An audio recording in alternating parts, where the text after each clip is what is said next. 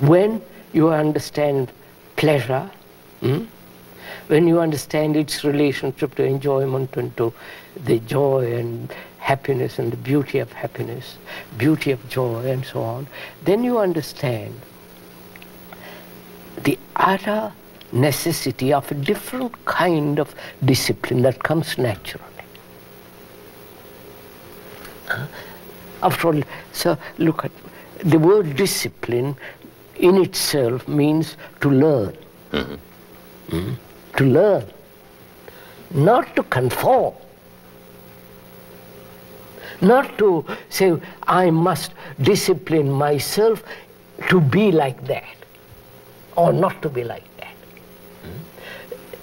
The word discipline, as we both see, is to learn.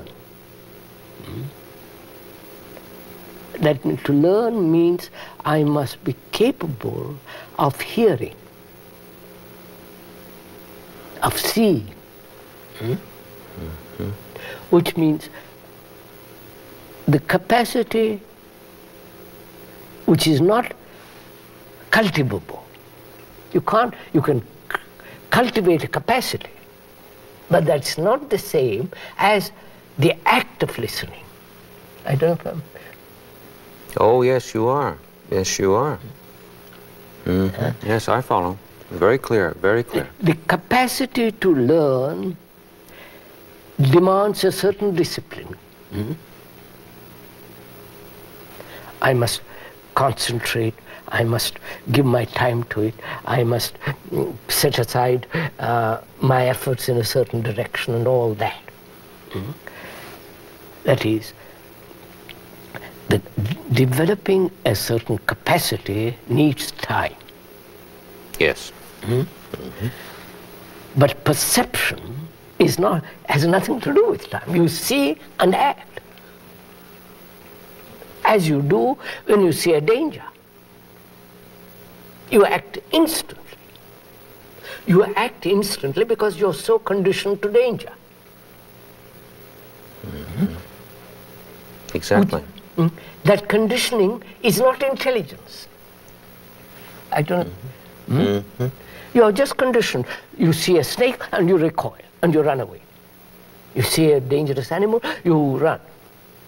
That's all self-protective, conditioned responses. That's very simple.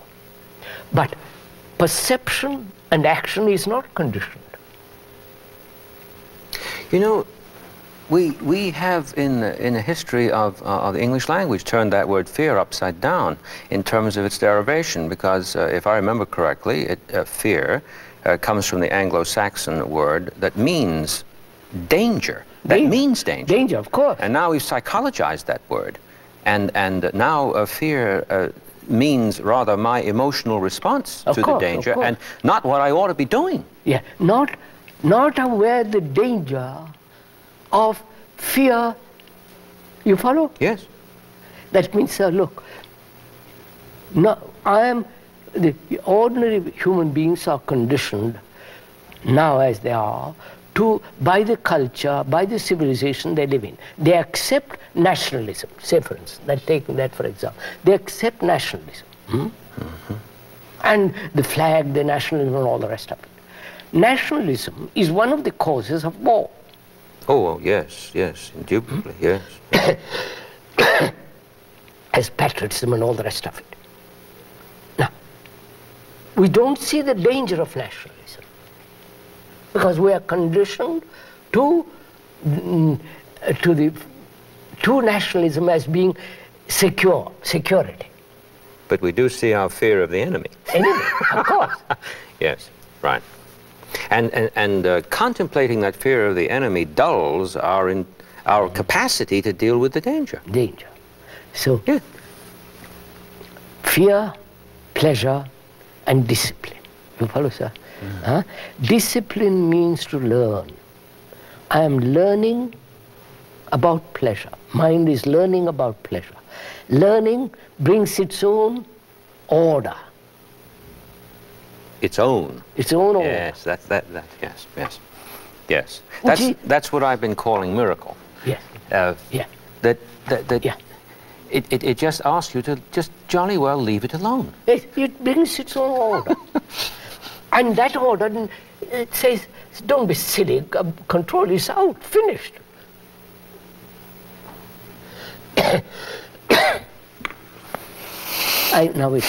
I talked to a monk once.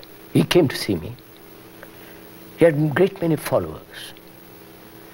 And he was very well known. He's still very well known. And he said, I have taught my disciples. He was very proud of having thousands of disciples. Yes, yes. And it seemed rather absurd for a guru to be proud. He was a success. He was a success. And success means Cadillacs or Rolls Royces, European and American followers. You follow all that circus that goes on. Yeah, and his gimmick works. Gimmick works. And he was saying, I have arrived because I have learned to control my senses, my body, my thoughts, my desires. Mm-hmm. I have held them, as the Gita says. Hold your, something about you're riding a horse, holding them under.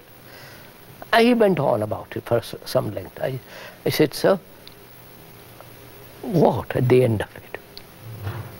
You've controlled. Where are you at the end of it? He said, what are you asking? I have arrived. Arrived at what? I have achieved enlightenment. Just listen to it. So follow the sequence of a thought of a human being who has a direction which he calls truth. And to achieve that, there are the traditional steps, the traditional path, the traditional approach, and he has done it. And therefore he says, I have got it. I've got it in my hand. I know what it is. I said, all right, sir. He began to be very excited about it because he wanted to convince me about being a big man and all that. So I said, I sat very quietly and listened to him. And he quieted down. And then I said to him, we were sitting by the sea, and I said, do you see that sea, sir? He said, of course. Can you hold that water in your hand? When you hold that water in your hand, it's no longer the sea.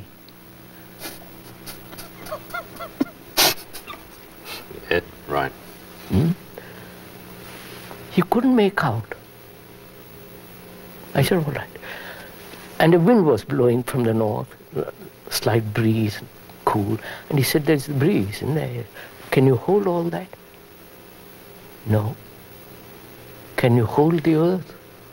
No. So what are you holding? Words? You know, sir, he was so angry. He said, I won't listen to you anymore. You're an evil man. And walked out.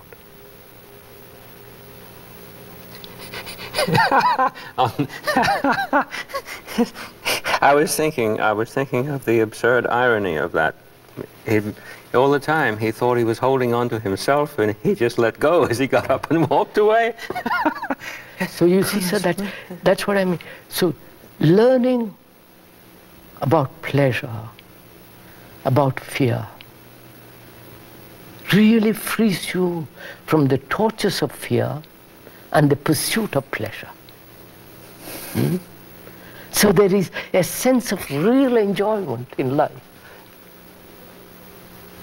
Living then becomes a great joy. You follow, sir? It isn't just a monotonous routine, going to the office, sex and money. I've always thought it's a great misfortune that in that splendid rhetoric of our Declaration of Independence, we have that phrase, the pursuit of pleasure. Pursuit of pleasure. Because the child the bright child is reared in that. On that. Oh, rather, sir. And when you're very young, you're not about to turn around and say everybody is daft. I know, I know. That's... So from this you see, discipline in the orthodox sense has no place in a mind that's really wanting to learn about truth. Not philosophize about truth, not theorize about truth, as you say, tie ribbons to it, but learn about it. Learn about pleasure. It is really out of that learning comes an extraordinary sense of order, which we were talking the other day. The order of which comes with the observation in oneself of pleasure. The order. And there is pleasure, there is enjoyment. A marvelous sense of ending each enjoyment as you live, each moment. You don't carry over the past enjoyment. Then that becomes a pleasure. Then it has no meaning. But repetition of pleasure is monotony, is boredom. And they are bored in this country and other countries because they're fed up with pleasure. But they want other pleasures in other directions.